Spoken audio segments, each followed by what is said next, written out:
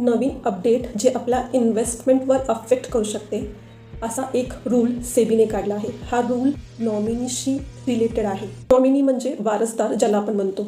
आधी इन्व्हेस्टमेंट करताना नॉमिनीच्या इन्फॉर्मेशनमध्ये त्याचं नाव, डेट ऑफ बर्थ आणि ॲड्रेस एवढंच लागायचं. पण आता 1 जून 2025 पासून सेबीने नवीन रूल काढला आहे. त्यामध्ये इन्व्हेस्टमेंट करताना नॉमिनीची काही इन्फॉर्मेशन ही अतिशय गरजेची आहे.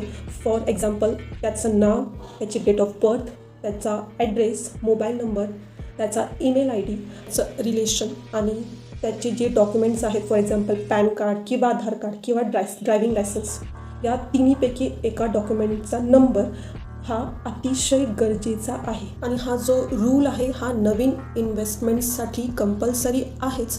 पण जे जुने इन्व्हेस्टर्स आहेत, ज्यांची जुनी इन्व्हेस्टमेंट आहे किंवा ज्यांचा जुना फोलिओ नंबर आहे, त्यांनीही हा नॉमिनी अपडेट करणं अतिशय गरजेचं आहे. आणि जे इन्व्हेस्टर्स आमच्याकडे इन्व्हेस्टमेंट करत आहेत त्यांनी अजिबात घाबरायची गरज नाही आहे, कारण तुमची प्रोसेस ही चालू झालेली आहे. पुढच्या आठवड्यात तुम्हाला फोन यायला चालू होतील. आणि जे इन्व्हेस्टर्स ऑनलाईन इन्व्हेस्टमेंट करत आहेत त्यांनी लक्षात ठेवायचं आहे, नॉमिनी अपडेट करणं खूपच महत्त्वाचं आहे.